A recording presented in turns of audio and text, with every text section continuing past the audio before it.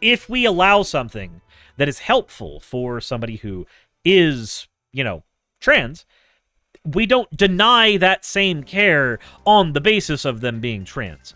If we have the same or similar treatment that is given to somebody who's cis, we don't just deny that treatment to somebody because they fall outside of the category of cis. That would be like saying, hey, because you're gay, we're not going to help you.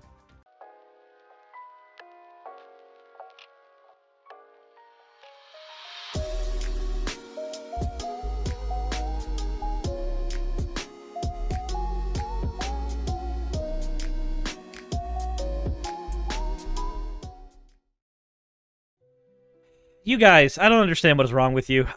For those who are not clued into the subathon right now, y'all earned the thing that puts me in this Sonic onesie, so now I gotta do topics while wearing a onesie in summertime in the South. So, I might hate my audience. Just a little bit.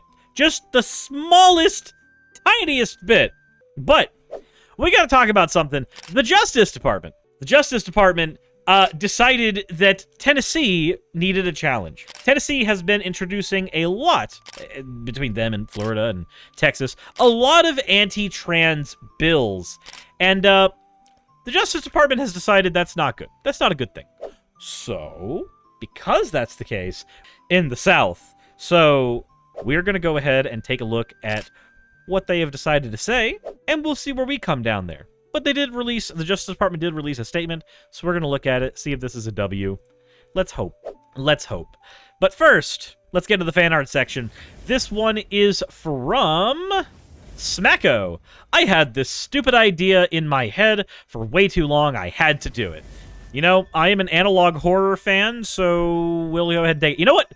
How about when we are done with topics on stream, we watch some good old analog horror, because it's certainly going to be less eldritch than the shit that you guys put me through anyway. But yeah, no, let's do that. We'll watch some analog horror after we're done with topics. But, let's go ahead and get into the next piece of fan art. This one is a Japanese name. I do not know how to pronounce that, but there is an @ in their profile that says Amber Metal Scorp. So I'm going to hope that when I say Amber, I'm right. Okay, Amber. Cool. Cool. Wasn't able to get the model as accurate as I'd have liked, but here is a Kisuke of the human Suris model. I didn't know what shoes the model wore, so I just made an assumption. Funnily enough, the Virgin Killer sweater version of the model does not wear shoes. It does not wear shoes.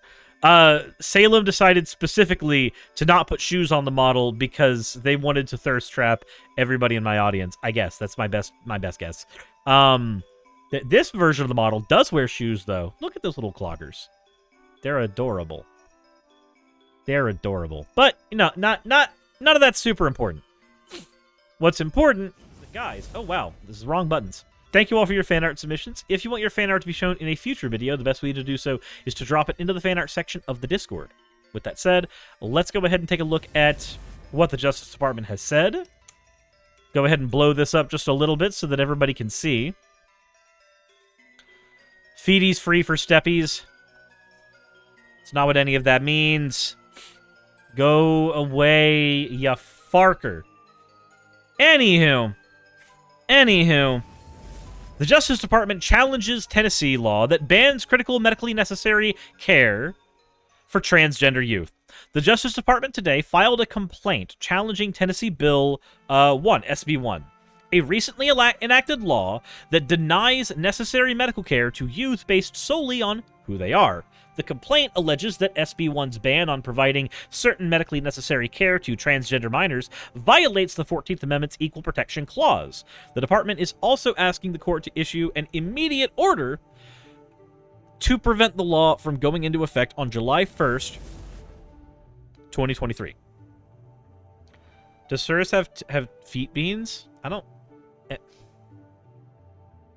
Stop. Anyway.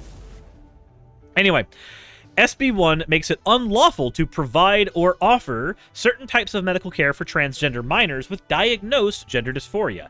SB1's blanket ban prohibits potential treatment options that have been recommended by major medical associations for consideration in limited circumstances in accordance with established and comprehensive guidelines and standards of care. By denying only transgender youth access to these forms of medically necessary care while allowing non-transgender minors access to the same or similar procedures, SB1 discriminates against transgender youth. What this is saying there, functionally, let's say that you are a minor and you are suffering from early onset breast cancer, because breast cancer, the thing that it metabolizes to grow, are the same things your body produces when you are going through puberty. Also, RaviX92, thank you for the follow. When you are going through puberty and developing a female chest, basically. That shit is why we develop puberty blockers. So we would give puberty blockers to kids at this stage so that they would not have, you know, cancer growing in their body. And when they get older, we would have a higher likelihood of being able to treat them when they need it. That's the whole purpose of puberty blockers in the first place. Obviously, they have benefits when it comes to transgender youth as well. And that's become one of the primary uses of those blockers now. But that's just an example of a type of thing that we would allow for minors, that trans minors who are diagnosed with a medical condition do not gain access to, despite having a medical condition that the best treatment for it is something like blockers. Just like, you know, early onset breast cancer, the best treatment is blockers. The department's complaint alleges that SB1 violates the Equal Protection Clause by discriminating on the basis of both sex and transgender status. Doctors, parents, and anyone else who provide or offers to provide the prohibited care faces the possibility of civil suits for 30 years and other sanctions.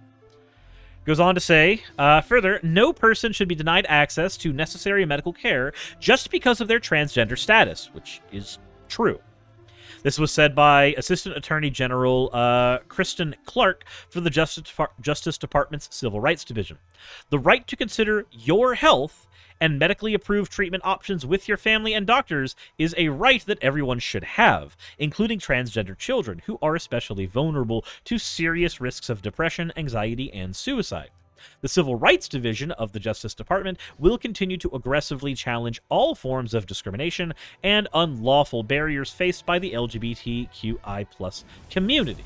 So basically, again, just pointing out, you know, if we allow something that is helpful for somebody who is, you know, trans, we don't deny that same care on the basis of them being trans. If we have the same or similar treatment that is given to somebody who's cis, we don't just deny that treatment to somebody because they fall outside of the category of cis. That would be like saying, hey, because you're gay, we're not going to help you. It doesn't work like that. At least that's what this is trying to point out. SB1 violates the constitutional rights of some of Tennessee's most vulnerable citizens, said U.S. Attorney Henry Leventis for the Middle District of Tennessee. Left unchallenged, it would prohibit transgender children from receiving health care that their medical providers and their parents have determined to be medically necessary. In doing so, the law seeks to substitute the judgment of trained medical professionals and parents with that of elected officials, and codifies discrimination against children who already face far too many obstacles. In very obvious layman terms, discriminating against trans people bad. Trans kids uniquely vulnerable. Discrimination against trans kids uniquely bad. There you go. Today's filings are the latest by the Justice Department to combat anti-LGBTQ laws, including unlawful restrictions on medical care for transgender youth. On March 31st, 2022, Assistant Attorney General Clark issued a letter to all state attorneys general, reminding them of federal constitutional and statutory provisions that protect transgender youth against discrimination. On April 29th, 2022, the Justice Department intervened in a lawsuit challenging a law in Alabama, Senate Bill 184, that imposes a felony ban on medically necessary care for transgender minors. As a result of that litigation, the most significant provisions of Alabama's Senate Bill 184 have been preliminarily halted from going into effect, and the United States continues to challenge its constitutionality. For those who are not in the U.S. and don't understand why that's a thing, the basis for most United States law is whether or not it is in line with the Constitution. Now, I personally find that to be a kind of a stupid basis to do laws. The writers of the Constitution, despite the fact that they did, in fact, want it to be a living document that is constantly updated, we have several laws that end up being constitutional for a time, like slavery, and then we have to amend the Constitution in order to make laws constitutional. Like, the constitutionality of something is just, did we put an amendment in there that everybody's okay with? That's, Additional information about the Civil Rights Division work to uphold and protect the civil rights and constitutional rights of LGBTQI+ individuals is available on the website justice.gov/CRT/LGBTQIA working group. Complaints about discriminatory practices may be reported to the Civil Rights Division through its internet reporting portal at civilrights.justice.gov. So, where does that leave us? Well, very, very basically, for now, the United States government is actually the federal government is actually fighting against some states, trying to prevent them from stripping rights away from individual people. Now, this can work up until the point where the Supreme Court gets in. The Supreme Court can end up fucking with all of this, as they have done so in the past. This is where we get all the calls of states' rights and shit like that. This is, by the way, the reason that the states' rights call to action when it comes to how we can discriminate against certain minority groups has always been unilaterally stupid. Oh, we don't like it when the government bigger, whatever bigger means. So we're going to have the smaller government restrict the people more bigly. And the bigger government is not going to take as many rights away, but they're bigger geographically, so for some reason we give a shit about that. I don't know. It's a position that's like, it's never sat well with me, and I don't think it's ever going to sit well with me. The idea that, like, just because your government covers less geographical territory, it is somehow less authoritarian. That doesn't make any sense. Ninja says it's my state's rights to cuck Parson.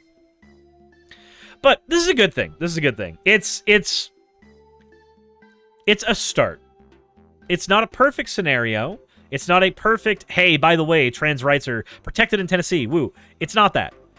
But it is a step in the right direction for the United States government, federally speaking, and I'm happy that it is a step that is being taken. It's at least something compared to what it could be. But that's where I got to throw it back to you guys. Let me know what you think in the comment section below. It's a short one, but hey, it's not a whole lot there besides the one bit of conversation. Let me know what you think in the comment section below. Hit the like button if you haven't already. And as always, everybody, insert end of video tagline here.